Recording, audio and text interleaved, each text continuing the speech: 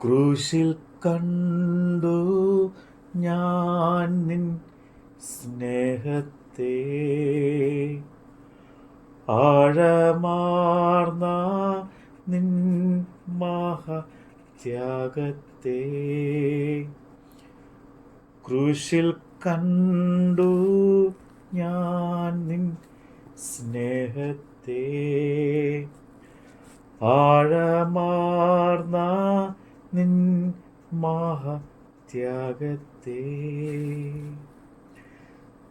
പകരം എന്തു നൽകും ഞാനിനി?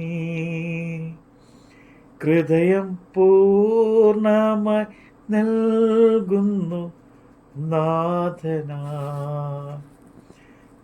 പകരം എന്തു നൽകും ഞാനിനി?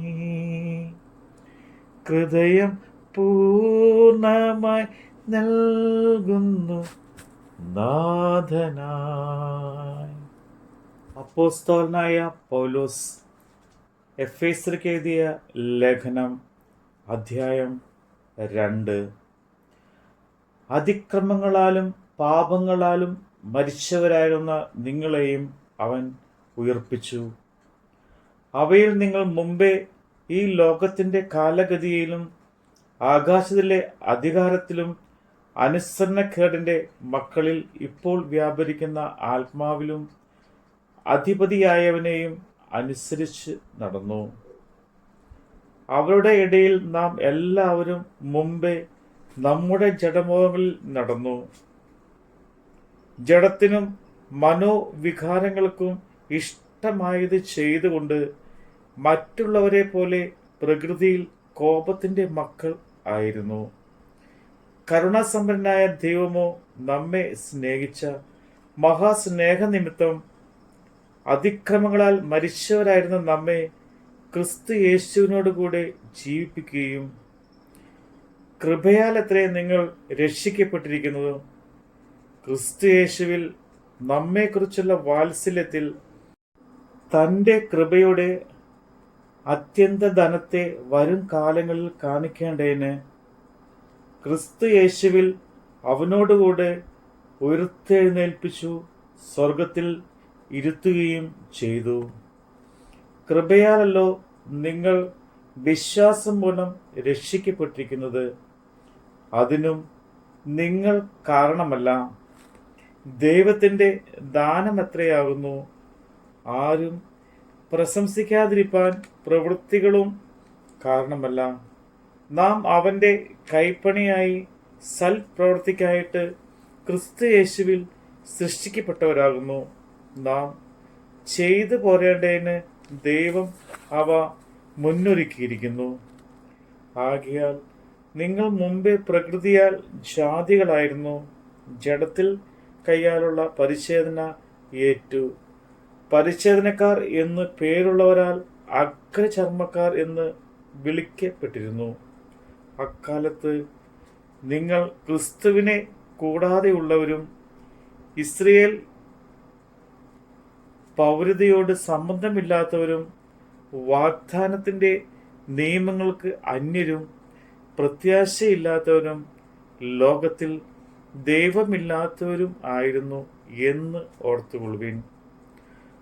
മുമ്പേ ദുരസ്ഥരായിരുന്ന നിങ്ങൾ ഇപ്പോൾ ക്രിസ്തു യേശുവിൽ ക്രിസ്തുവിൻ്റെ രക്തത്താൽ സമീപസ്ഥനായി തീർന്നു. അവൻ നമ്മുടെ സമാധാനം. അവൻ ഇരുപക്ഷത്തെയും ഒന്നാക്കി ചട്ടങ്ങളും കൽപ്പനകളുമായ ന്യായപ്രമാണം എന്ന ശത്രുത്വം തൻ്റെ ജഡത്താൽ നീക്കി വേർപാടിൻ്റെ നടുച്ചുവർ ഇടിച്ച് കളഞ്ഞത്. സമാധാനം ഉണ്ടാക്കിക്കൊണ്ട് ഇരുപക്ഷത്തെയും തന്നിൽ ഒരേ പുതു മനുഷ്യരാക്കി സൃഷ്ടിപ്പാനും ക്രൂശിന്മേൽ വെച്ച് ശത്രുത്വം ഇല്ലാതാക്കി. അതിനാൽ ഇരുപക്ഷത്തെയും ഏക ശരീരത്തിൽ ദൈവത്തോട് നിരപ്പിപ്പാനും തന്നെ. അവൻ വന്നു ദൂരത്തായിരുന്ന നിങ്ങൾക്ക് സമാധാനവും സമീപസ്ഥുള്ളവർക്ക് സമാധാനവും സുവിശേഷിച്ചു.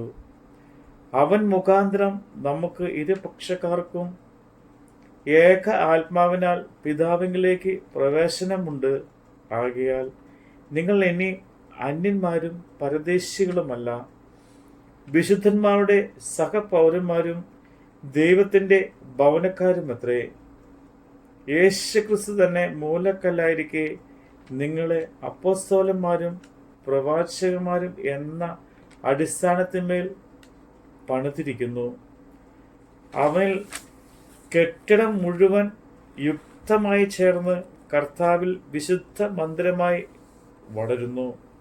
അവനിൽ നിങ്ങളെയും ദൈവത്തിൻ്റെ നിവാസമാക്കേണ്ടതിന് ആത്മാവിനാൽ ഒന്നിച്ച് പണിതു വരുന്നു. നമ്മുടെ കർത്താവിൻ്റെ വചനമാണ് നമ്മൾ കേട്ടത്. സൃഷ്ടികളിൽ ഞാൻ കണ്ടു നിൻ കരവിരുത്, അത്ഭുതമാ നിൻ ത്യാഗത്തിൻ പൂർണ്ണതയും. സൃഷ്ടികളിൽ ഞാൻ കണ്ടു നിൻ കരവിരുത്, അത്ഭുതമാ നിൻ ത്യാഗത്തിൻ പൂർണ്ണതയും. പകരം എന്തു നൽകും ഞാനിനി,